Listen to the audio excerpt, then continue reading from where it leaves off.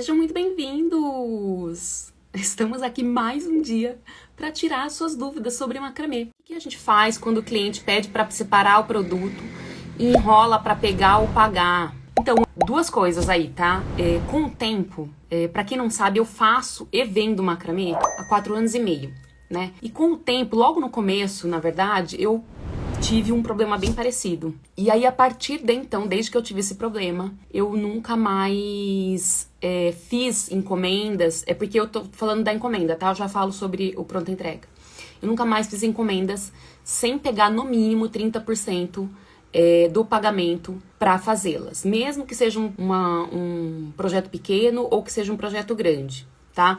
Então, a não ser que seja um chaveiro, uma coisa mais simples que eu venda com facilidade, né? Se for algum amigo muito, muito próximo, que eu sei que eu vou falar e ver com frequência, ainda assim, normalmente eu peço 50%, né? Eu pediria aí no mínimo 30% para fazer esses projetos. Desde que aconteceu isso, que eu comecei a pedir esse valor, nunca mais aconteceu da pessoa deixar o produto, né? De separar. Agora, se você já trabalha com produto à pronta entrega, aí o ideal seria que você, por exemplo, entregasse. Não é o ideal para todas as possibilidades, né, para todos os clientes. Mas se o cliente pediu para separar, falou que ia pagar e não veio tirar e não pagou, eu falaria para ele, olha, se você puder fazer o pagamento, eu tô indo aí levar para você, ou então posso levar para você em tal momento, qual a melhor forma de pagamento que você quer fazer, ou então até questionaria de verdade, olha, eu deixei separado aqui, mas tem uma outra pessoa querendo, ou então eu vou ficar com isso daqui parado, sendo que outra pessoa pode comprar. Então vou tirar o seu nome do pedido, não posso deixar separado, e é uma outra opção. Agora, outra opção que você ainda tem dentro disso, de produtos à pronta entrega, é você dizer que vai deixar separado por um tempo limitado no momento que você já passa o orçamento também. Então, por exemplo, sei lá, digamos que você fale assim, o meu suporte de plantas custa R$100. E aí a pessoa fala que vai retirar com você, hoje é quinta, né? A pessoa fala que vai retirar com você no sábado, por exemplo. Fala, tudo bem, então eu vou deixar reservado até domingo X horas. Depois desse horário, eu vou voltar a colocar ele à venda, né? Então, livre, né? À disposição para outros clientes. Então, você se antecipa para que isso não aconteça. O que aconteceu comigo é diferente de você, porque os meus pedidos eram sob encomenda. Então, aconteceu 2 vezes lá no começo, logo nos 2 primeiros meses, quando eu comecei a fazer. A pessoa pediu, fez a encomenda, eu quero um desse daqui, XYZ, e depois não veio buscar, e enfim, eu morava longe, não era um lugar perto, nem sabia o local da casa, nada disso, e ficou. E aí, eu comecei a cobrar essa porcentagem para fazer a encomenda.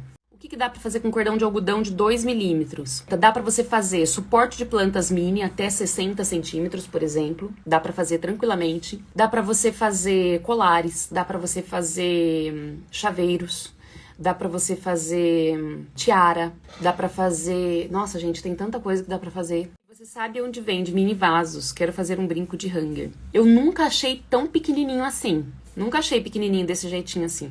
Já achei de 5 centímetros. E aí é grande, não é pequeno, né? Pequenininho, daria pra você usar alguma outra coisa, né? Por exemplo, aí já viajo, né? Dá pra viajar. A tampinha do Kinder Ovo, sabe? Uma partinha do Kinder Ovo. Não sei, assim, teria que ser uma coisa menor, né? Ainda assim, acho que pode ser grande o Kinder Ovo. Aquela tampinha que vem do Kinder Ovo de brinquedo. Não sei onde encontra, não. É muito pequenininho, né? De uma live, você disse que às vezes tem ajuda de uma pessoa e paga por dia. Como seria esse cálculo desse valor diário? Como você controla o trabalho diário dessa pessoa? Obrigada. Desde que começou a pandemia, eu nunca mais pedi ajuda pra ninguém, tá? Só pra ficar claro. Quando eu pedi ajuda, essa pessoa vinha até aqui, até minha casa. Ela me ajudava aqui dentro da minha casa. Então eu conseguia ter o controle aqui dentro. Ela ficava junto comigo. Se eu trabalhasse na sala, ela estava junto comigo. Se eu trabalhasse no ateliê, ela estava junto comigo. Sobre o valor, vai depender muito de você aí, do que a pessoa vai fazer, né? Ela vai fazer um projeto inteiro, ela vai só cortar fios, então, vai variar aí. Olha, vou falar uma coisa pra vocês. Já tive pessoas que se disponibilizaram a trabalhar para mim de graça para aprender o macramê. Então, eu acabei não pegando, não aceitando mesmo, porque eu acabei não chamando mais ninguém depois da pandemia. Mas vai variar do que essa pessoa vai fazer, né? E aí você pode perguntar para ela quanto ela cobra. E aí você vê se você consegue pagar ou não, né? E quantas horas ela vai trabalhar. Ela vai trabalhar um dia todo para você? São 6 horas, né? Ou é menos? Ela vai trabalhar só 1 hora, 2 horas. Então, tudo isso tem que ser pensado para o cálculo do valor. Agora, antes de falar qualquer valor, eu perguntaria para a pessoa quanto ela gostaria de receber me ajudando, sei lá, por 3 horas, 2 horas e assim por diante, por quanto tempo precisar. E aí, ela dando o valor dela, você consegue falar sim ou não. E se ela não der o valor, você coloca um valor que você acha que seja justo e aí vê se a pessoa aceita. Tem gente que, assim, às vezes, tem gente não, vai... Pra todo mundo, inclusive pra mim, assim, 40, 50, 100, 120, às vezes até 30 reais no dia faz diferença, né? Então, claro, tô falando que depende do tanto de horas, né, que você vai trabalhar, mas digamos que a pessoa vai ficar 1 hora. Pô, faz diferença, né, um dinheirinho a mais. Tem muita gente que agora, com essa questão da pandemia, acabou ficando desempregada, né? Então, sem contar que ela consegue acompanhar o trabalho, aprender também, então tudo isso faz diferença, né? Peças maiores, como as cortinas, qual dica você daria para trabalhar melhor com os fios? Gente, com a cortina, assim, o primeiro ponto é você saber, né, qual o tamanho total dela, até onde você vai trabalhar com os nós, né? Digamos assim, que eu vou fazer uma cortina, mas vou trabalhar com os nós até 50 centímetros. Qual padrão você vai fazer? E aí eu sempre ensino a enrolar o cordão na mão, para que fique mais fácil o trabalho. Então, por exemplo, eu tô com os cordões bem longos aqui, quer ver? Deixa eu te mostrar, por exemplo, aqui. Você pega o cordão, passa ele aqui assim na mão, ó. E vai passando, tá vendo? Assim, e vai enrolando. E depois você finaliza, você fecha ele junto. Eu ensino isso lá no IGTV. Outra coisa, eu sempre uso tamanhos diferentes de apoios. Então, por exemplo, eu uso uma escada, daí eu uso um banquinho alto, aí eu uso um banquinho, uma cadeira, e daí eu uso um banquinho baixo, para conseguir trabalhar todo o processo de macramê sem forçar os braços, né? E inclusive sem deixar ficar arrastando muita coisa no chão, né? Então facilita também. Principalmente quando você tá na parte de baixo, né? Que você precisa deixar ele reto. Às vezes a cortina, por exemplo, meu pé direito é 2,70. Já tive cortina de 3,10 metros, por exemplo. Então a gente acaba tendo um pouco mais de dificuldade de trabalhar a parte final, né, do projeto. Então eu acredito que essas são as dicas aí para você já definir os projetos, até onde vai o nó, se vai ter nó decorativo ou não, né, nos cordões que vão ficar soltos. Por exemplo, os cordões que estão soltos, você vai fazer algum nó decorativo, tipo nó barril, algum nó de frade, né, algum nó assim, ou não, né. Então também vale a pena pensar sobre isso. Trabalhar com fios mais grossos, porque eles rendem mais. Então normalmente cortina eu trabalho com fios de 5, 6 milímetros. Já trabalhei com cortina inclusive até de 8 milímetros, assim, foi ótimo, nossa. Rendeu muito, assim. Foi muito rápido o trabalho, sabe? Com esse de 8 milímetros. Então, acho que essas são as dicas que eu daria aí pra questão da cortina. Eu não uso argola de madeira, já tive um grande problema com essa questão da argola de madeira. Não uso mais, sempre falo sobre isso quando eu posso, quando vocês perguntam, quando surge o assunto. Então, eu sempre uso argola de metal. Eu faço a própria argola com o próprio cordão. Fica um punho de rede, né? Inclusive, lá no YouTube, eu ensino 5 formas, 5 formas de fazer isso, de como fazer um punho de rede. Então, eu não indico que use. Eu só uso argola de madeira daquelas pequenininhas, sabe? Que eu sei que o peso do vaso... E ainda assim, mesmo usando a pequenininha, eu aperto bem assim, estico bem ela de um lado pro outro, pra ver se ela tá frágil, né? Se pode quebrar. E aí eu uso só pra vasos pequenos, tipo suporte de plantas até 50, 60 centímetros, que eu sei que vai caber apenas um vaso pequenininho ali, né? De no máximo 10, 12 centímetros de diâmetro na boca. Do contrário, eu uso argola de metal. Eu sei que a Borro Cordões, BOHO, Borro Cordões, tem argolas também lá. Argola de acrílico, normalmente se ela cai, ela quebra também. Se você só tiver só encontrar essa com facilidade, eu passaria cordão em volta, sabe? Pra ter certeza que não vai quebrar. A argola, eu acho que seria até mais fácil aquelas argolas de plástico, que eu tenho certeza que não quebra, do que a própria argola de acrílico, que pode vir a bater, cair no chão e quebrar. Se eu faço um molde para painel de cortina, como se fosse desenhar num papel pardo e colocar por baixo e ir seguindo para não se perder. Como exemplo, a linha do Não Festonê. Não faço, tá? Com a prática, você vai conseguindo deixar ela mais correta, digamos assim, né? Mais bem vista, né? O nó mais bem feito, digamos assim, né? E aí, a questão de você deixar ele reto ou não, eu normalmente uso hoje em dia eu não uso mais, tá? Mas eu usava uma fita crepe. Então, por exemplo, eu vinha com uma fita crepe, vou usar essa aqui como exemplo, né? Eu venho aqui com ela, abro ela, coloco ela onde eu quero fazer o nó. Então, digamos que eu vou fazer o nó aqui embaixo, ó. Então, eu colo ela e aí venho trabalhando com o nó festonê, como isso daqui como base, né? Pra eu parar o nó ali. Então, normalmente, eu trabalhava dessa forma quando eu precisava. Nunca trabalhei desse jeito que você falou, de desenhar e ir atrás e colocar. Nossa, deve dar um trabalhão. Gente, ainda mais cortina, assim, gente, eu não sei vocês, mas na época que eu tava com essas, assim, que eu recebia muito pedido, eu já cheguei a ter 3, 4 pedidos de cortinas num único mês. Você imagina que para eu fazer isso, eu não tinha condições de ficar desenhando. Quer ver um outro exemplo? Eu vou dar um exemplo. Eu já sabia contabilizar cordão, e eu inclusive falo isso no curso para as minhas alunas. Eu já sabia contabilizar cordão, mas era uma cortina de 3 metros, de 2,5 metros, 2,10 metros, 2,70, que se eu fosse colocar cada cordãozinho com o tamanho exato, meu, o tempo que eu perdi ali, porque eu não sei se vocês sabem, pra gente montar uma cortina, o tempo que você investe no corte de cordão e em arrumar eles na haste, gente, é quase 2 dias. Não tô exagerando. Então, você imagina que você fosse colocar cada cordãozinho de um tamanho específico, um do lado do outro. Meu Deus, eu ia perder muito mais tempo. Então, cortina também. Eu tenho um negócio com a cortina que eu sabia calcular, mas eu sempre calculava o valor máximo dele e colocava os cordões. Então, eu sabia que alguns iam sobrar mais. O outro quase não tinha sobra e o outro tinha um pouco mais de sobra. Principalmente se você trabalha com festonê, né?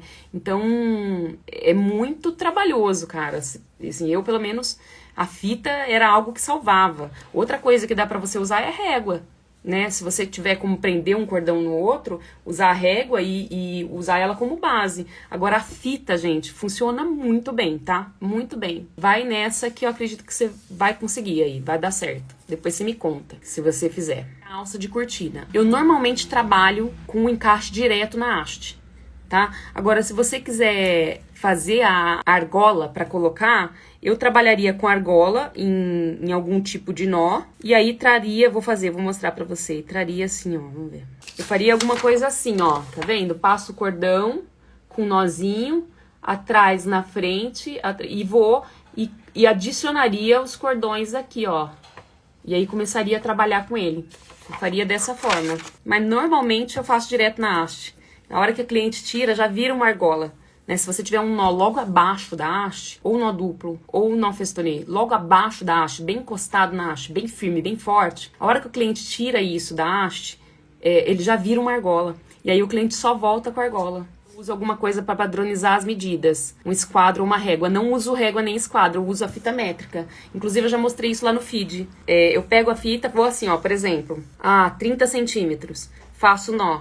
E aí vou seguindo, fazendo, né? Outra coisa que você pode fazer é passar. Se você estiver trabalhando com uma arara, você amarra, você mede na arara, né? A altura certa para os dois lados. Amarra o cordão. Fica assim, ó, amarra o cordão de um lado e amarra o cordão do outro na altura correta, né? Passa uma fita aqui para não tirar esse cordão e aí você vai seguindo sempre aqueles nós naquela mesma altura, tá? Inclusive, esse cordão pode ficar atrás do trabalho que você tá fazendo. Quer ver outro exemplo que você pode usar? Pegboard.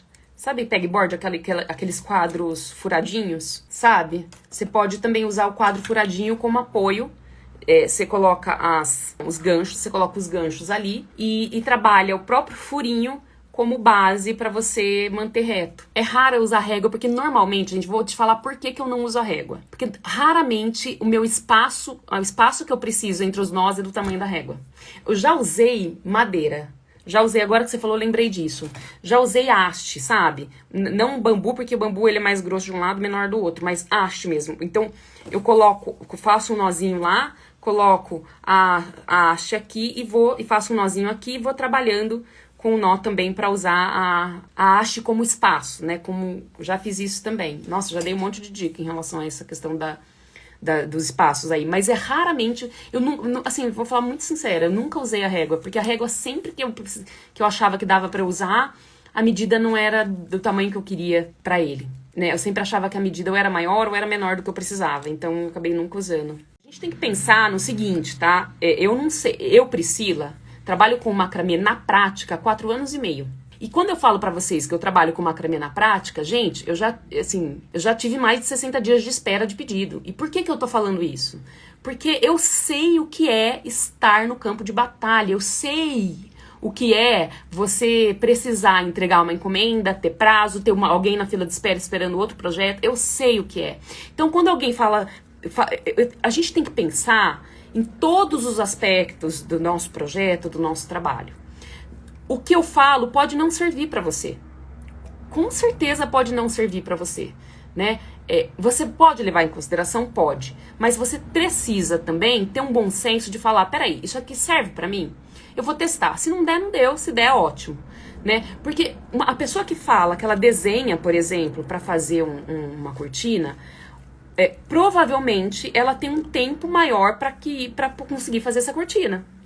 Né? Ela não tá com prazos apertados, ela não tá com outra pessoa na fila de espera, né, funciona. Nunca testei, tá? Pode ser que funcione, pode ser que seja inclusive muito funcional, né? Não tô falando que tá errado ou que tá certo, tô falando que pra mim, no campo de batalha, isso não funcionaria. Não funcionaria, porque eu tinha prática de fazer, como eu falei, eu já recebi pedido de 4 cortinas num único mês. Imagina, uma cortina por semana, de 3 metros, 2,10 metros por 3, 2 por 2, 2,50 por 2, 2,70 por 1,5 e assim por diante, né? Então, é claro que tudo que vocês ouvem, vocês têm que filtrar e saber, isso aqui serve pra mim? Posso tentar. Ah, não, isso aqui não serve pra mim, né? Então, é legal.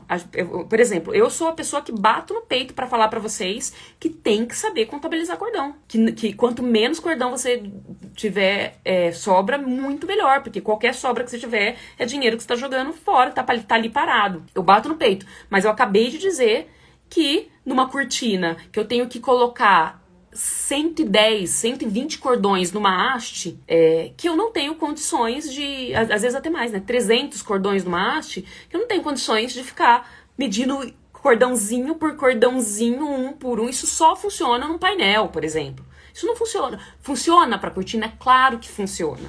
Mas na prática, isso vai levar muito mais tempo.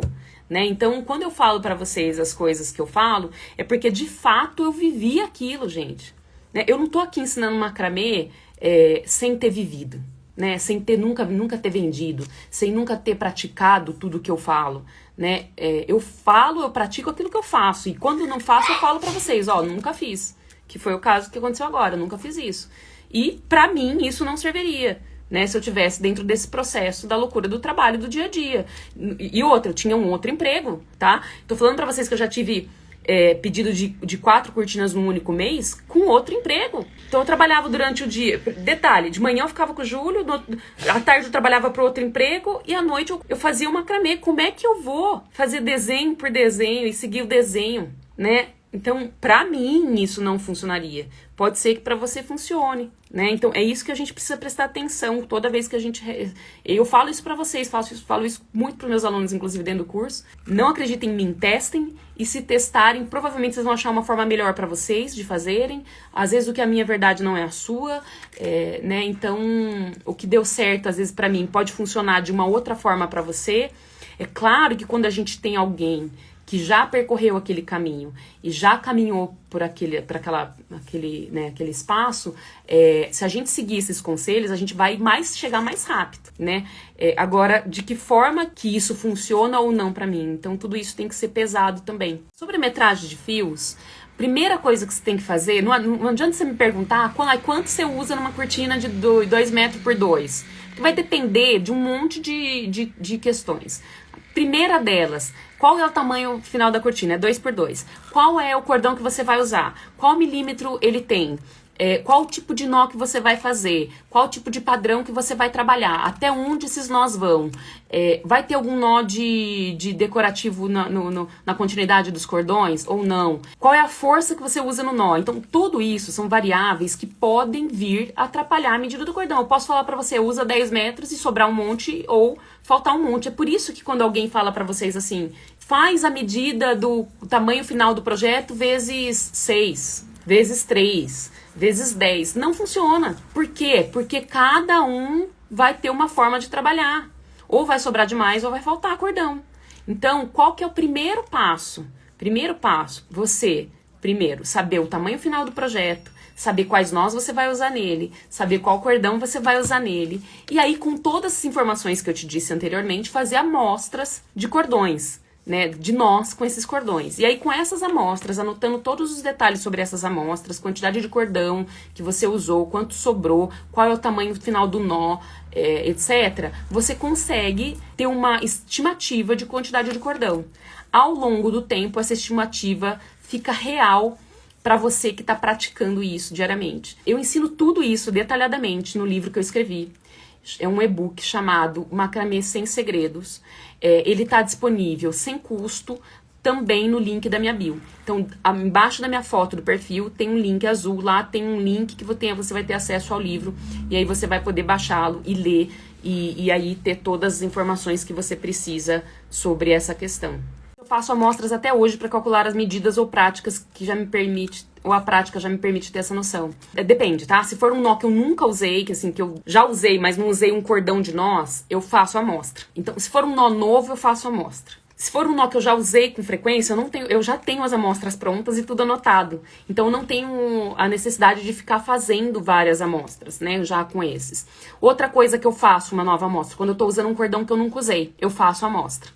Normalmente é necessário. Então, ou quando eu tô fazendo um nó que eu nunca usei, ou quando eu tô usando um cordão que eu nunca usei, essa amostra vai ser importante. Eu, atualmente, não faço mais amostras de nós que eu já fiz, mas eu faço a perspectiva, tá?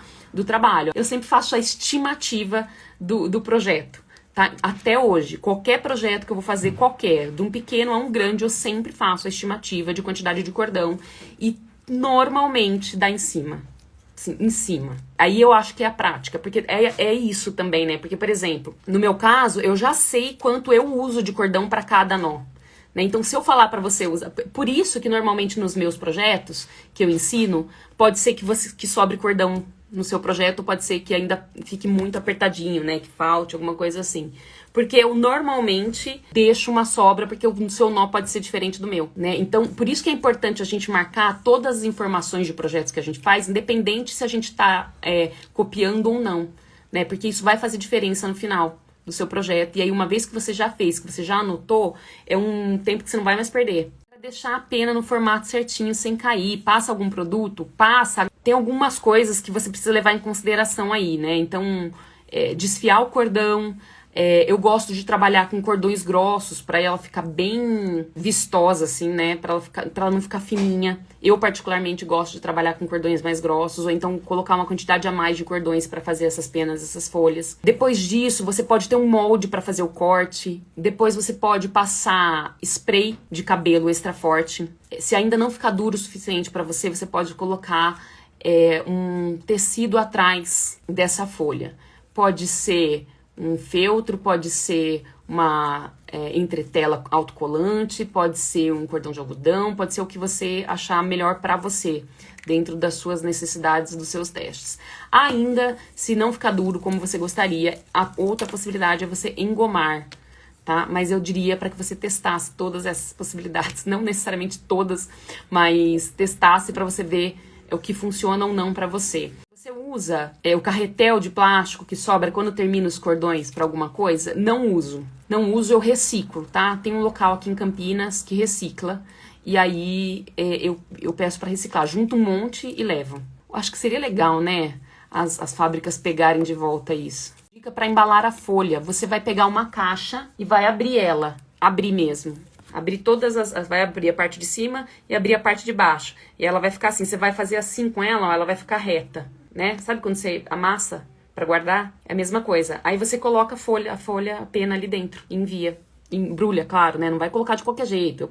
Eu normalmente passo na seda, etc. Tem um Reels que eu mostro sobre isso, onde eu embalo o arco-íris. É comum fazer suporte de plantas usando fio náutico, 3 milímetros, achei muito fino. Eu nunca usei o 3 milímetros náutico, mas 3 milímetros, quer ver? Normalmente o 3 milímetros eu uso para suportes de plantas entre 50 a 70 centímetros de altura. Eu uso 3 milímetros.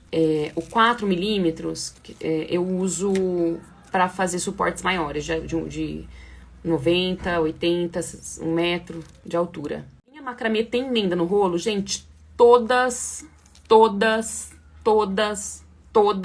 as linhas podem, não é que elas tenham, elas podem ter emenda, até 3 emendas por uma quantidade de metros lá, que eu não me engano, acho que são a cada 150 metros. A cada 100 metros, se eu não me engano.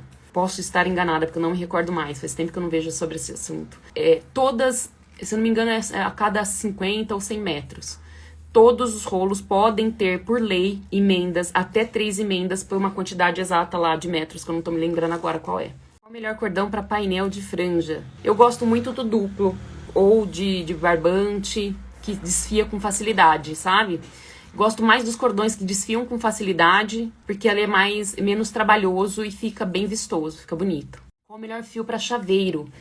O melhor fio para chaveiro, porque assim, fio é uma questão muito particular, uma escolha muito particular, tá? Eu gosto muito depende do modelo também que você vai fazer de chaveiro, né? Eu já fiz chaveiros com 8 milímetros, já fiz chaveiro com 5, já fiz chaveiro com 2 milímetros, né? Então, dependendo do modelo que você vai fazer, se você for trabalhar bastante ele, né? Fazer um nó festonet, for trabalhar, né? Fazer um padrão ali diamante, talvez o cordão de 2 milímetros fique bom. 2, 3 milímetros. Vai depender do modelo. Poxa, não sei, assim, te dizer qual que é o melhor fio para chaveiro. Não tem o melhor, tem o que é melhor para você diante do modelo que você vai fazer. Muito específico, né? Mas, infelizmente, é essa a resposta. Difícil eu te dar uma resposta concreta sem ter mais informações, assim. Como higienizar o painel de macramê? A minha região é muito poeira nessa época e haja rinite, verdade. Nossa senhora. O ideal é que você tire o pó com frequência, tá? Você pode usar rolinho de roupa, sabe rolinho adesivo de roupa? Você pode usar para tirar a poeira. Você pode, para não levantar, né, a poeira, você pode usar um pano úmido, não encharcado, tá? Úmido. E aí você passa nele, e aí o pó sai ali naquele pano, né? Eu diria que essas são boas dicas aí, assim. E tem que limpar com frequência, gente. Painel não tem jeito, assim, para ele não juntar pó, se você tiver numa região muito seca, o ideal é a frequência de limpeza, né? Fazer macramê com barbante barroco, dá pra fazer, mas é mais trabalhoso, tá? O trabalho não rende. Depende do trabalho que você vai fazer também. Por exemplo, o pessoal que trabalha com macramê na toalha, normalmente trabalha com esses fios finos, né? Eu não consigo trabalhar com fio fino, gente. Na verdade, não é que eu não consigo, eu tenho dificuldade, né? Eu tô fazendo um projeto agora, que eu quero colocar pra vocês, que eu tô fazendo com fio fino. Assim, eu demoro muito pra fazer, né? O fio grosso, ele rende, é diferente do fio fino, né? Não é que não dá pra fazer, dá. Mas o fio grosso rende mais. Vai depender também do tipo de projeto que você vai fazer, né? Se você for fazer um painel grandão, dá pra trabalhar com fio 8? Dá pra trabalhar com fio 8. Vai dar um trabalhão também.